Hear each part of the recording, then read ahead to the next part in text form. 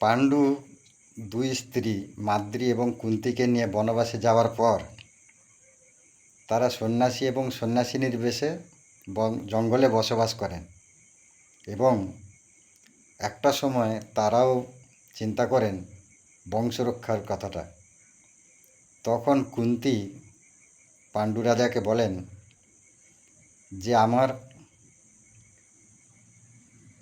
একটা দৈব বলে সন্তান নেওয়ার মতন বরদান আমার কাছে আছে। তো তাই তিনি 5জন দেবতার কাছে থেকে 5টি সন্তান চেয়ে নেন। ধর্মপুত্র যুধিষ্ঠির, পবনপুত্র ভীম এবং ইন্দ্রপুত্র অর্জুন, এই 3জন হচ্ছেন কুন্তির ছেলে। এবং মাদ্রীকেও কুন্তি সেই মন্ত্রবল দেন এবং সেই মন্ত্র বলে মাদ্রীর 2 সন্তান হয়, নকুল এবং সহদেব। পঞ্চপাণ্ডব জন্মাবার পর একদিন বসন্তকালের সময় পাণ্ডু রাজা মাদ্রীর রূপে পাগল হয়ে উঠলেন এবং তিনি কুন্তি বারবার বারণ করা সত্ত্বেও কোনো কথা শুনলেন না। তিনি মাদ্রীর সঙ্গে মিলিত হওয়ার জন্য উদ্যত হলেন। কুন্তি বারবার তাকে মনে করাতে থাকলেন মুনির অভিশাপের কথা, যে আপনি তো জানেন যেদিন আপনি কোনো নারীর সঙ্গে মিলিত হবেন সেদিনই আপনার মৃত্যু হবে। কিন্তু পাণ্ডু কোনো কথাই শুনলেন না।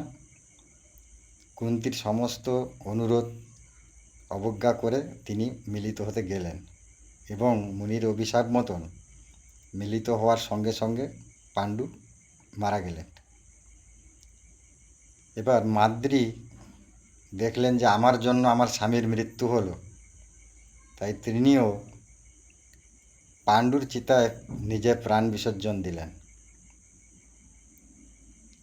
এবার এই সব ঘটনা ঘটতে ঘটতে 16টা বছর কেটে গেছে। তা 16টা বছর পরে যখন তিনি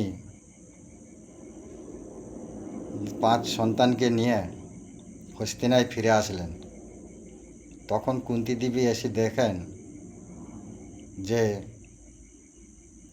দুর্যোধন বা ধৃতরাষ্ট্র তাদের মধ্যে একটা পরপর ভাব এসে গেছে, একটা অহংকার ভাব এসে গেছে।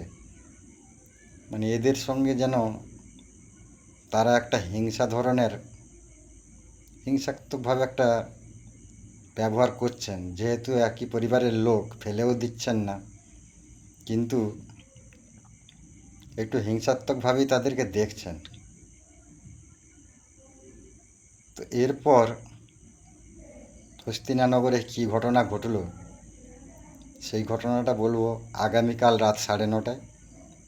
তো ভিডিওটা যারা দেখছেন আপনারা একটু শেয়ার করে আপনাদের বন্ধুদের কাছে আমাকে পৌঁছে দেবেন, এই আশা রাখছি। এবং আপনারা একটা কমেন্ট করে যাবেন আপনাদের কেমন লাগলো না লাগলো, বা আমি কী করলে আপনাদের আরও ভালো লাগবে, আমি সেই চেষ্টাটা করব। তো সবাইকে অনেক অনেক ধন্যবাদ জানিয়ে আজকের মতন শেষ করছি। আগামীকাল রাত 9:30টায় আমার ভিডিওটি অবশ্যই দেখবেন।